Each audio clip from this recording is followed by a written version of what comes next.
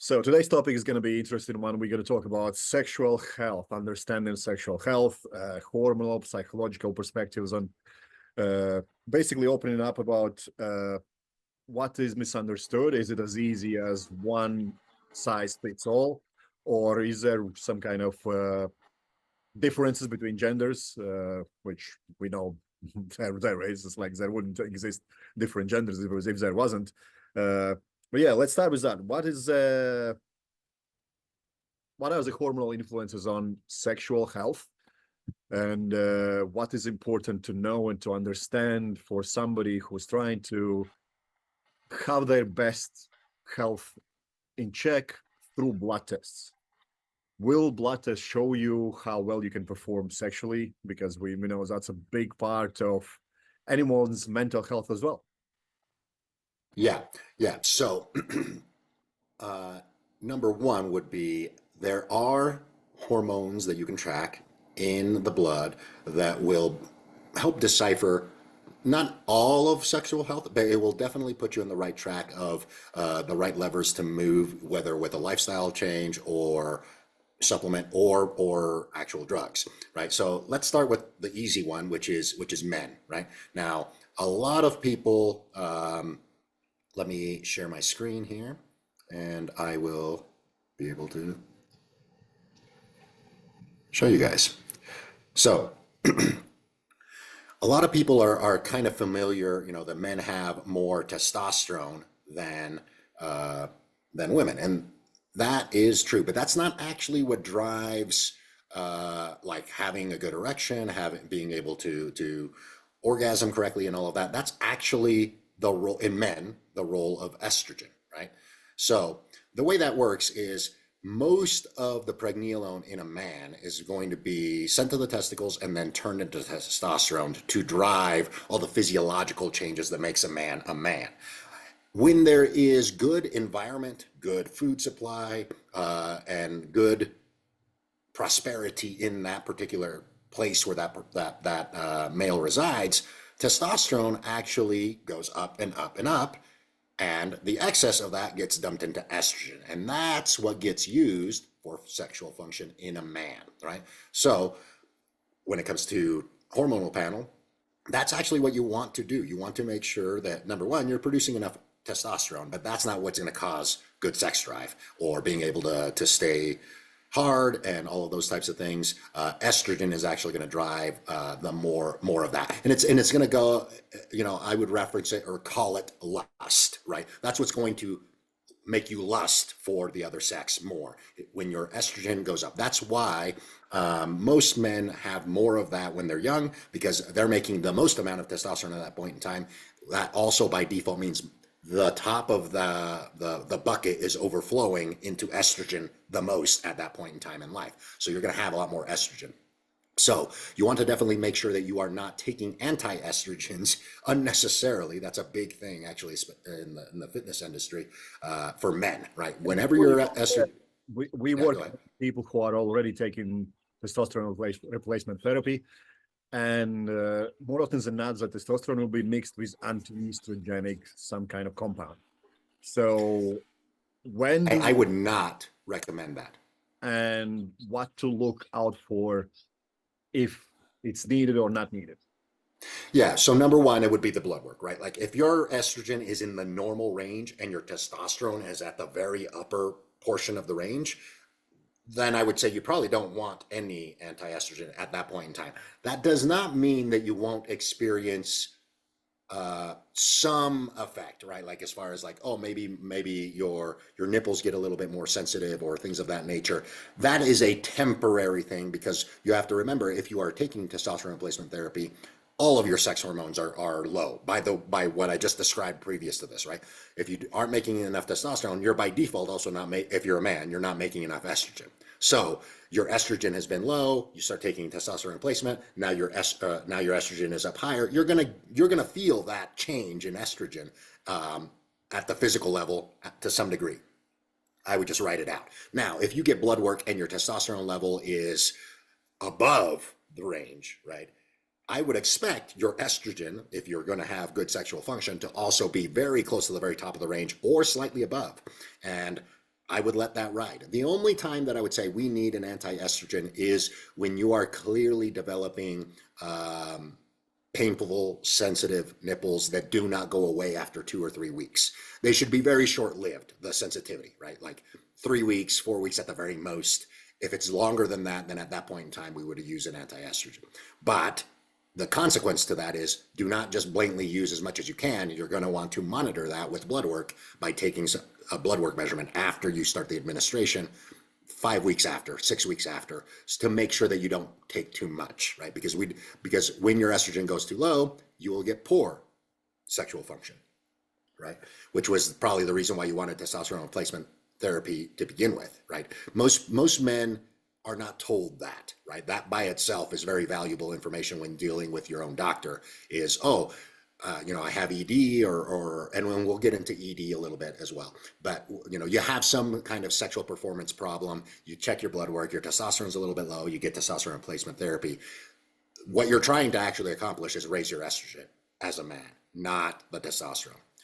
In females, now let's talk about females. It's the other way around, right? And so this is how that works. It works as follows. Most females take their pregnenolone and turn it to progesterone. And then secondarily, that goes into DHEA. Now, the DHEA does not function as a sex hormone as priority number one. It's actually a stress handling hormone, and it goes to cortisol as a priority.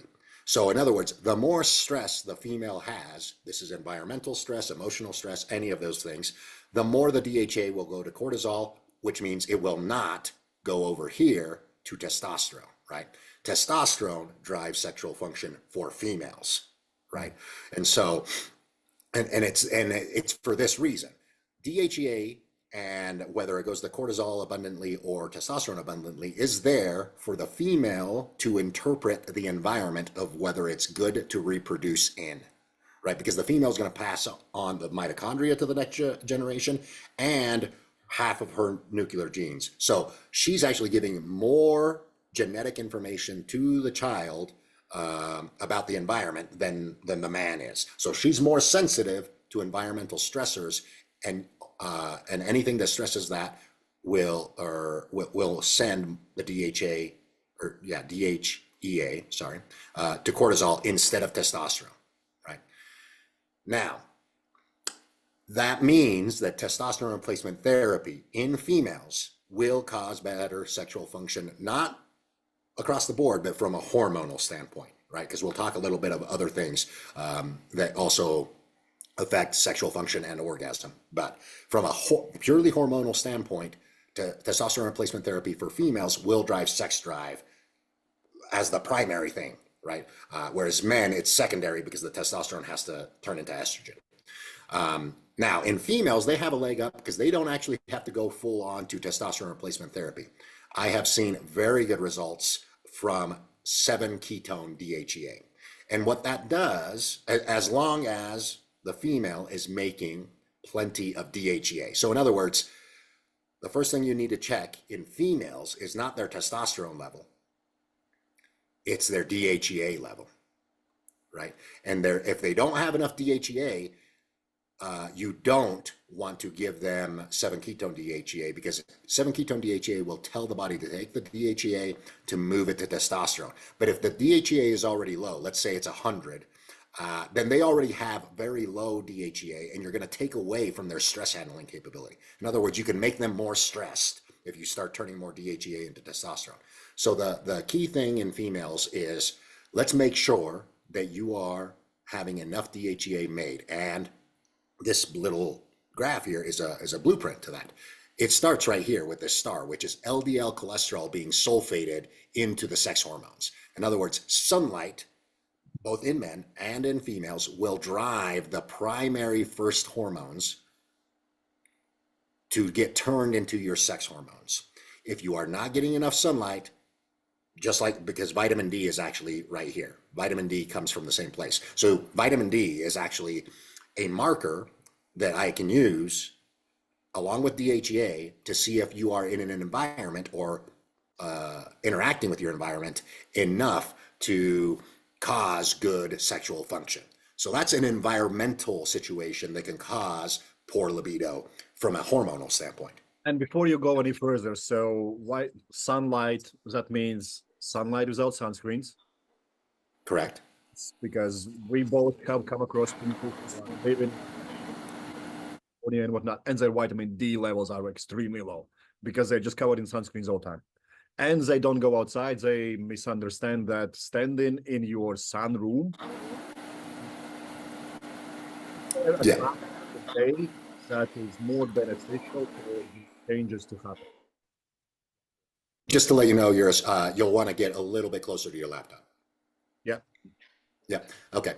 But yes, that's 100% right. People misunderstand the you need to get sun part, right? So to make it very clear, I am talking about no sunscreens with your skin exposed directly to sunlight with nothing solid between you and the outside. Um, and the more you do that, the more you will be able to sulfate the cholesterol to make it into vitamin D, pregnenolone, and DHEA. Once those numbers, so those are the things that I check for in blood work when somebody comes to me with sexual problems is number one, are you making enough DHEA? If you're a man, we might test pregnenolone, but that is unnecessary because men directly turn pregnenolone into testosterone. There's no intermediary step because they do it directly at the testicle. So we can just check testosterone. In females, we want to check the DHEA, the testosterone, and the cortisol level because of how dynamic their hormones are in terms of responding to stress from the environment, and by environment I mean everything, right? Not just the environment outside, but the environment in your home, the environment at your work, the emotional environment in your head, etc. And that then brings me to the physical reasons why a man or a woman may not be having good sexual function. Now, this actually is not just about sexual health. This is about overall cardiovascular health as well.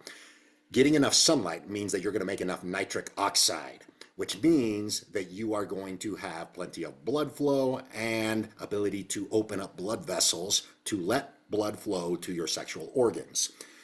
That also means that if that system is functioning poorly, you have a higher risk for cardiovascular events. Now, men are more predisposed to this particular thing, or let me put it this way. It's easier to see this is a problem in a man than a female, right? Because a man has to have an engorged penis to have good sex. In order for that to happen, you need plenty of nitric oxide, and you need to be able to relax the blood vessels in that area to fill the member with blood, right? And if so, women, keep track of your man's erections and how hard it is, because if it seems to underperform, you may actually be sounding the alarm for a future cardiovascular event, right? And so right away, most people are going to be like, well, yeah, but you can take Viagra or Cialis, and that they are nitric oxide stimulators. They do not make nitric oxide. In other words, they allow nitric oxide that's already in the tissues to be released more easily, and that's what brings more blood flow and opens up the blood vessels. So they do that, but they do not make the nitric oxide, right? So they are not the complete solution. They're more of a band-aid, and they can actually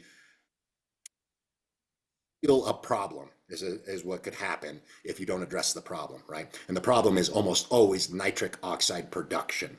Now, you can consume foods like beet juice, beets, things that have precursors to nitric oxide. This is also where I do not villainize nitrates like in cured meats because those actually provide the substrate for your body to make its own nitric oxide. Now, those naturally occur in any cured meat, and I'm talking old school cured meats, right? Like people that hang their meat to dry and things of that nature. They actively use salt and smoke, and that combination makes a naturally occurring nitric oxide. But your body can also make nitric oxide without those with sunlight, right? Sunlight interacting directly at the skin will cause nitric oxide action, and cold also makes nitric oxide. So just so people are aware, you can visually see yourself making nitric oxide when your skin turns pink when you're interacting with sun, or when you're in go outside and get cold, your skin will get pink, especially when you come back indoors. That's nitric oxide. You are actively making nitric oxide at that point. And those types of behaviors will enhance the physical part of sex and orgasm, because now you can deliver more blood and better, how would I say, quality of erection or quality of firmness of both the male and the female genitalia. So that is not hormonal, and that is not necessarily something you can find in blood tests. This is more anecdotal of just asking the questions. Hey, does your erection quality go down? And in females, it's more about the swelling of the clitoris. Like literally, does it become more sensitive, or have you noticed less sensitivity in that area when you are having sex? And then that goes to, and females actually probably are more predisposed to this, but they just don't notice it as much because it's not as obvious, because they don't tend to expose as much skin to sunlight as men. Whereas men, they can take off their shirt in public and nobody says anything for the majority of the time. A female can't do that. They don't normally expose as much skin to sunlight as men would. So, and coincidentally, as you get older, that mechanism of making nitric oxide slows down. Right? Kind of like everything as you get older, it just is less efficient. I'm curious, is there a link to wearing makeup and doing Botox fillers and things like that can affect ability to create nitric oxide as well? Yes, there is.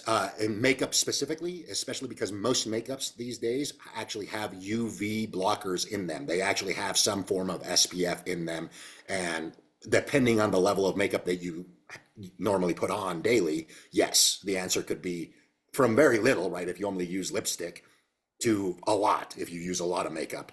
So that is more dependent on the individual. But yes, if your makeup has UV blockers on it, especially in females, right? So this is another part. We haven't talked about the next part of the sexual function formula, which is neurotransmitters, right? Specifically, the ability to make lots of dopamine. So we address kind of like, from the hormonal side, we addressed the drive to want to have sex, right? That's the testosterone and the estrogen that we just talked about.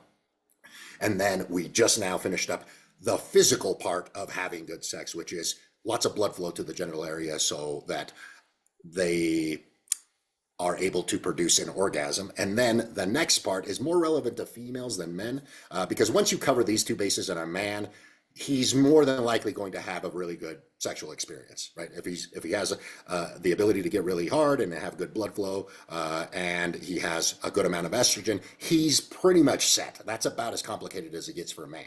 Now, and the reason for that is because men tend to have less serotonin than females across the board at any point in time in their life. So the dopamine to serotonin ratio matters significantly less to a man to accomplish good sex. In a female, this actually is probably number one or number two, depending on her status, whether she's older or younger, right?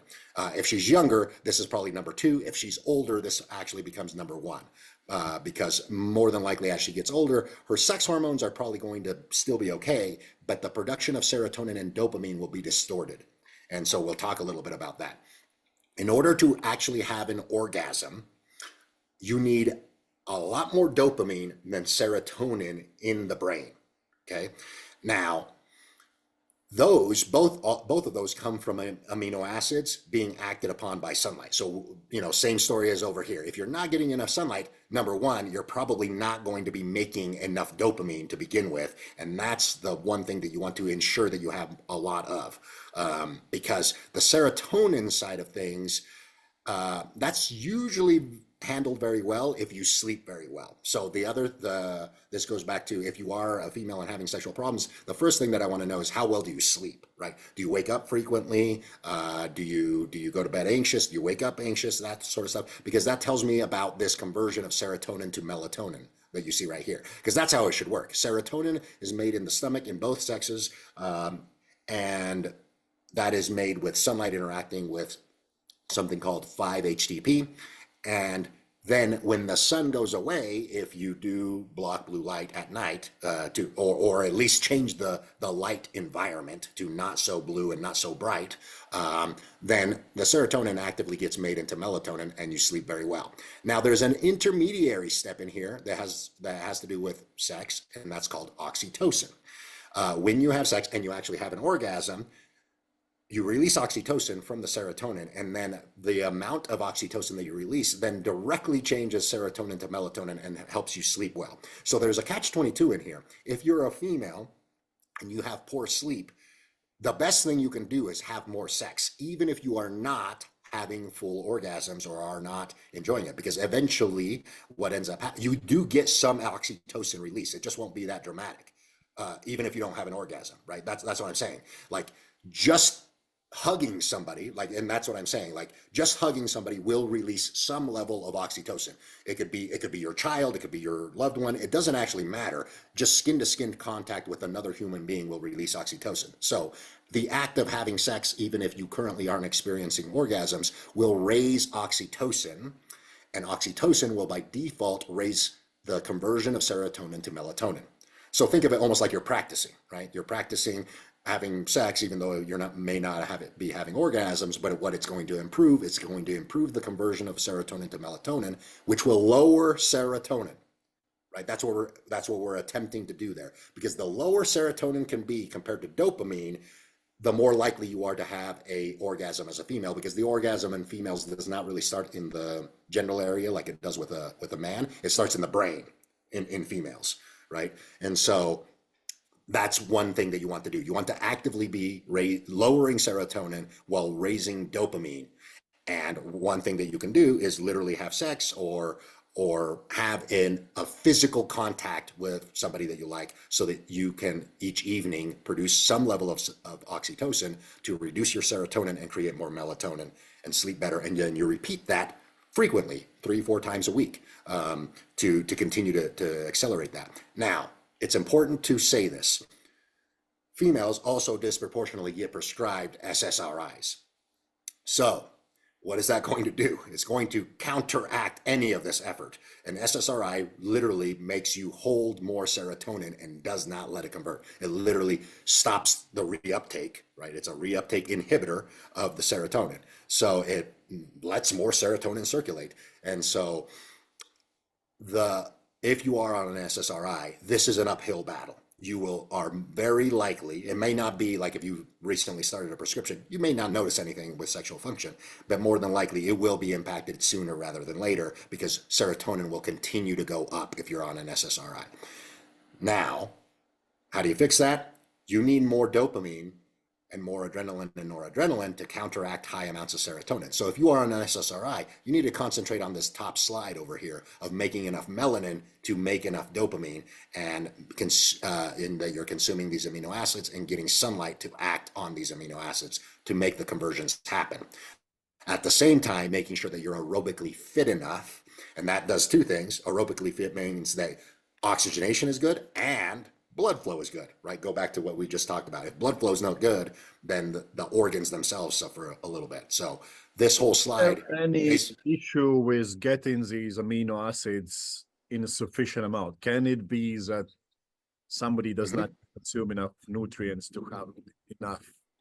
Yes, and it's not really a whole lot, like, and so there are some studies on this, and this is actually where my recommendation on the first meal for a man or a female of the day should consume, and it doesn't have to be one sitting, but sometime in the first 3 to 4 hours of the day, you should have consumed at least 40 to 50 grams of protein for the day, from a whole food source, right? I'm not talking about glutamine that you put in your coffee or collagen or whatever. I'm not talking about those. Those are single amino acids. I'm talking about a whole food source of protein, at least 50 grams, sometime in the first 3 to 4 hours, because you want plenty of these 2 amino acids, and realistically, all 4 of these in the bloodstream when you're outside, and you're going to be outside, hopefully sometime during the only time you're going to get this effect is during the day, right? So that's what I'm saying. You want enough amino acids at the beginning part of the day so that they are in the bloodstream when you are interacting with sunlight, so that these conversions happen as efficiently as possible. So let me just break it down before you move on. So for a female, if you want to enjoy your sexual health benefits, summer is coming, make sure you eat plenty of high quality protein early in the day, and schedule, let's say 10, 50, 20 minutes of little bit time outside in your backyard or whatever in a bikini with no sunscreen to get the most out of it and improve your sexual health, not just libido as such, but also how you're gonna feel at the end of it. Am I kind of getting right? Yeah, no, that's great. That's the Also, first if you are steps. a man and you want to make sure that your woman feels great, you need to take care of her mentally all day through for her to feel great at night. So that's kind Correct. of, you build her up all day through. It's not as simple as with a guy. You just, hey, do you want to Yeah, have intercourse? Boom, let's go. Right? yeah. Yeah, absolutely. Yeah, because it's a more of a mental thing, right? Like again, what I just said about oxytocin, right? During the day, a simple, hey, how are you doing? Do you know, give her a hug, etc. That's going to immediately lower more serotonin and convert it into oxytocin, which will in if it's during the day, it will convert to melatonin. It just won't make her sleepy until the night comes, right? And that's a hack. That's a hack for females. Is the more physical contact you have, it doesn't have to be sexual, the better you're going to control your serotonin. And that is a huge, huge part for a female orgasm. Serotonin needs to be low, dopamine needs to be high. Men get away with it more because they don't make that much serotonin to begin with compared to a female. And so the hack for that is the oxytocin link. Now, that's the lifestyle, right? And you just kind of laid it out there. Now, knowing these ins and outs lets us use some supplements. I talked about 7-ketone DHEA over here for females to convert more DHEA into testosterone, but you wanted to make sure that there's enough DHEA that you're not going to circumvent stress handling capability. So that means you could supplement a little bit of DHEA, but if it's the right time of year, the key is what you just said. Hey, get outside, get a tanning session in. You're going to make plenty of DHEA. Take some 7-ketone. It interacts here and here so that you can convert that into testosterone. And then from the neurotransmitter side, the oxytocin, physical touch, does it well. Guess what? You can also purchase oxytocin. You can get direct oxytocin injection or nasal spray, and you can manually start doing this yourself. Now, if you wanted to accelerate and take this to the next level, whether you're married or not, would be the combination of exogenous oxytocin with sexual practice, whether that's manual stimulation or actually having sex with your partner. That will again make the bolus of oxytocin higher than normal so that you convert more serotonin than normal to melatonin, which coincidentally will do two things: improve sleep to a major degree by creating a large amount of melatonin that your body naturally made, and reducing the serotonin in a big degree, right? So two supplements, one's a peptide, the other one's an actual supplement, that help, one from the hormone side, one from the neurotransmitter side in females, right? Um, and that's also coincidentally where other recreational drugs work on the dopamine, right? Like ecstasy, for example, MDMA, it will release a large amount of dopamine. And women actively report, right? If they're into that sort of recreational drug use, they report they have their best sex when they have ecstasy. It's not a coincidence. It's because for them, it's exponentially raising the dopamine. And even though they might have high serotonin, it makes the gap bigger. The bigger that gap, the more pleasure they're going to feel, which is why men tend to feel more pleasure from sex than most females, is because men naturally have a bigger gap between their dopamine and serotonin. Um, so that is pretty much it when it comes to improving sexual function, from all 3 points: the physical point, the hormonal point, and the neurotransmitter point of So what view about like of how these. psychological, like emotional hacks that you could suggest somebody, hey, maybe they can do some meditation or something like that, work with their mindset. Um, Any trick?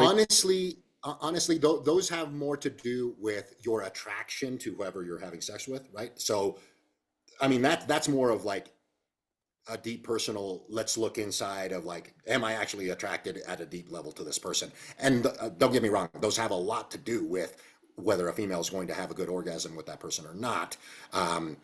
And you're 100% right. Having a clear mind and not being anxious, because again, this part right here is where that comes in, right? So we talked about how this hormone in females is doing two actions: handling stress for the female, and handling sex drive for the female. So if the female does not feel safe, feels stressed, and even unperceivable stress, right? This response, this cortisol response, it could be activated by electromagnetic fields, right? Any stress that takes DHEA away from testosterone and moves it to cortisol will make it incredibly hard for the female to have a good sex drive, the want to have sex, right? Irrelevant of whether her serotonin and dopamine are in the right places. The serotonin and dopamine are crucial for the orgasm side of a female, but the actual want and pleasure drive for sex has to do with this, and that's where the concept that you just letting the female essentially have a de-stress time each day is crucial to making sure that cortisol is not depleting the testosterone conversion. Ideally, that's in the morning. And that's actually kind of the trend that I see where it's the most hectic for most females is in the morning. And the reason why I say that is because in the morning is when you get the most conversion of testosterone from DHEA. Coincidentally, if you are stressed or having a stressful day, that's also when you're going to have the most conversion of DHEA to cortisol. So the time of day when females should be the least stressed is also coincidentally the time of day where job is more demanding, the husband's more demanding, or the kids are more demanding, and that's in the morning. So that's why I highly encourage the habits that we preach here, which is, hey, go outside, go for a walk, write your thoughts down for the day. And if you're a husband to a female that seems stressed, that's the point in time of the day where you should do these activities with her. Hmm. Yeah, it kind of brings me to thinking about like this is why women who are feminine, not all of them are, but majority of them will be, are way more sexually, let's say, safe with guys who are assertive and truly masculine. Because call it toxic masculinity, whatever the hell you want it, but women will feel better with guy who just tells, hey, we're gonna do this, and that. So she feels less stress. And now all these processes can happen and she can open up to you at the end of the day. Correct. Yep. No, 100%. Right. So what you laid out there has to do with the stress lever that influences her sex drive of her hormones, right? And the neurological side, that is more of, hey, just giving her a hug throughout the day, or physically having physical contact that's not sexual in nature to start the process of lowering serotonin for her. And then if it is really out of whack, for example, the administration of oxytocin, that would be more in line of, hey, this person also is taking SSRIs or having depressive episodes. That's where oxytocin would be the right call, exogenous oxytocin, to also kind of prep that stage. And do not let go of having sex for females, right? Having sex that are trying to improve their sex life, having sex even without having an orgasm will eventually lead to being able to have sex and have orgasms because of that oxytocin link. So to put it all together, it's pretty much men are way simpler than females for a lot of different reasons. And the main things that both sexes should be focusing on, okay, are you fit enough? Are you spending time outside? Check your blood tests, check your vitamin D levels, DHEA, testosterone, estrogen, all those kind of things. And they try to figure out why is something out of the place, if it's out of the place, and then do these strategies to improve your ability to optimize the hormones, so to speak, by eating high quality foods earlier in the day, spending time outside every single day for 20-40 minutes. And if you can't find 20 minutes of your day for yourself, you have way bigger problems to focus on than just sexual health. And last but not least is human connection. Before you get really physically intimate, connect emotionally. That's Yeah. the other side to took away from this. Yeah, that is incredibly important for anybody that's female. Incredibly important because of that amount of serotonin that they are going to be carrying naturally, right? This is a natural response. The reason they are that way is so that they become extra sensitive to being safe, right? Serotonin is like the reason why people that are depressed get prescribed SSRIs is to nullify an up or a down, right? There's no registration of whether I'm really happy or really depressed, right? Serotonin kind of makes everything even keel, which is great for being able to handle stress and great for when the environment is changing a lot, right? So that's why, and because females actively give the information to the next generation of what the environment that we're currently living in it is, when serotonin is high, that means by default that the environment is in flux, or your body is sensing that the environment is not conducive for fertility. So you're going to have less orgasms. And by default, females that have less orgasms also tend to have less sex, right? So they're going to pass on their genetic information less than somebody who has a good control of their serotonin and their dopamine is high, which means they are inherently feeling safer and feeling more taken care of. So dopamine is high, serotonin is low. They're going to have more sex because they're going to have more orgasms. And coincidentally, having more orgasms also plays, for a female orgasm, plays a role in getting the semen to the egg in the right fallopian tube, right? People forget this. They only drop one egg from one side. So how does the semen know where to go? It's because of the female orgasm, because there are specific contractions in there that sends or helps the semen go to the left or to the right, depending on that month. And if you don't have an orgasm as a female, it is less likely to get to that place, right? So that's where this link of fertility and orgasm matters. Most doctors still don't acknowledge that it's important for a female to have an orgasm to be fertile. And I could not disagree with that. I disagree with it quite a bit. If the female is not having orgasms during sex, it's less likely for the semen to actually meet with the egg, because of, one egg gets fertilized this month and one egg, or not fertilized, but drops this month, and the other one on the other side the next month. That has to do with orgasms to get those to meet. Right. Awesome, David. Thank you for your time. This has been a really good video as usual. And I'll see you in the next video. Awesome.